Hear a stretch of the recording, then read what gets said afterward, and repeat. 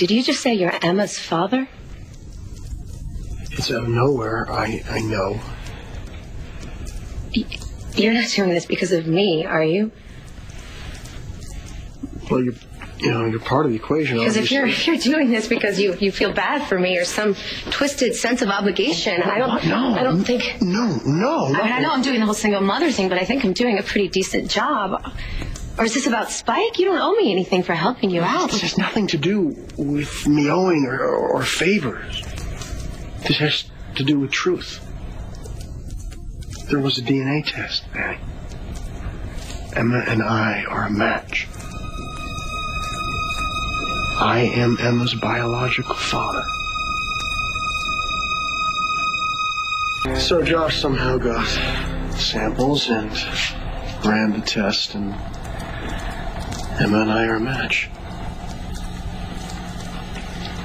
And this all started with David Hayward? Exactly. The same guy that rigged the fake DNA test on Emma and Tat. Not the most reliable source. I know if another test hadn't been run, then... I mean, it's crazy. I have a daughter. But I don't get it. David Hayward disappeared on Thanksgiving. Kendall's known this whole time. Why wouldn't she say something? Didn't you talk to Kendall around that time about how Emma came to be? I mean, about my anonymous donor, yes. About the fact that our children share the same father, no. I was just with Kendall. We were just talking about Emma and Spike and families. Why wouldn't she have said something? She didn't say a word. Kendall doesn't want it to get out. Oh, my God. It all makes sense why Kendall freaked out when Emma said that she wanted you to be her... Daddy. Kendall's motives tend to be about Kendall. This is crazy. This is weird science fiction, deja vu crazy. You know what we could do? We could run another test. Another DNA test? No. I never wanted to see another one of those tests in my life. Truthfully, I don't think that we need another one. I mean, why would Kendall keep quiet if it wasn't true?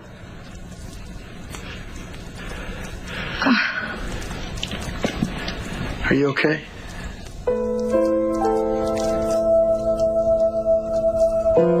You are my little girl's father. Couldn't be more surprised myself. Or happy. Or confused. Name it. I can't. So. Now.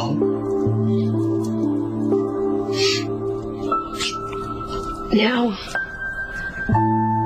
You donated sperm anonymously. You didn't sign on to be a parent. I didn't sign on, for Spike until well after he was conceived.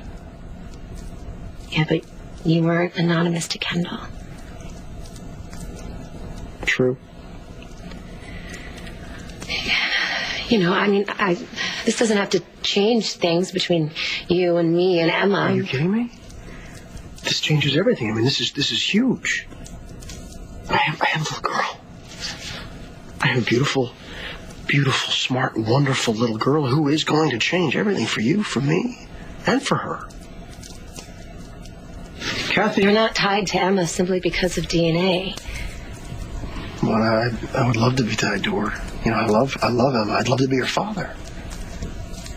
When Spike came along, I realized so much. I realized that I could be a great dad. I realized that I could give and love more than I ever knew. I mean, I have a daughter. A daughter that could grow up and look to her dad. A daughter that I could walk down the aisle with someday. Aren't you thinking a little far ahead? Yeah, honestly, I don't know what I'm thinking right now. I honestly don't. But I know that I told Josh, I said if I ever had a daughter, I'd want her to be exactly like Emma. Okay, I'm sorry. Okay, because I don't mean to be pushing anything on you. I honestly don't. My mind's in a million places right now. And I want you to know that I meant what I said. I would never, ever take Emma from you. It's still complicated. Yes, it is. It's very complicated.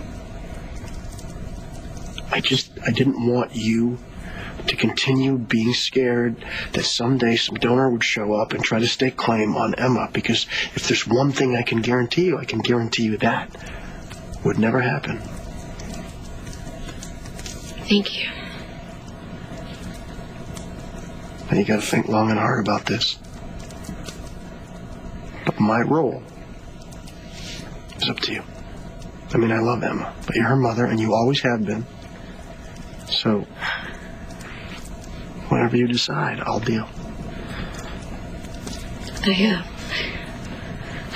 I'm not sure how I feel yet.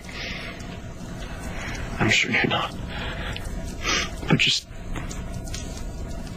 know that I would never have told you if I wasn't fully committed to respecting whatever you choose.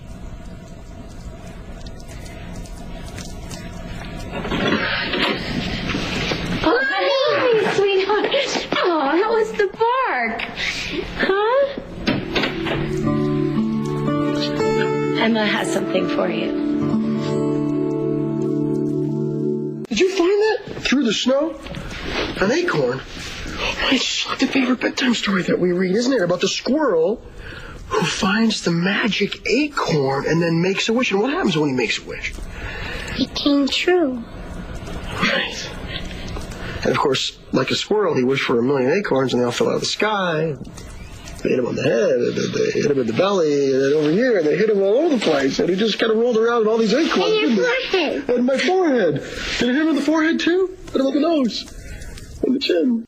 Thank you for my magic acorn. A magic acorn. How lucky am I? You know what I'm going to do? Is every night when I read you a bedtime story, I'm going to bring this with me. And you know what we can do? Maybe we can make a wish. Or two.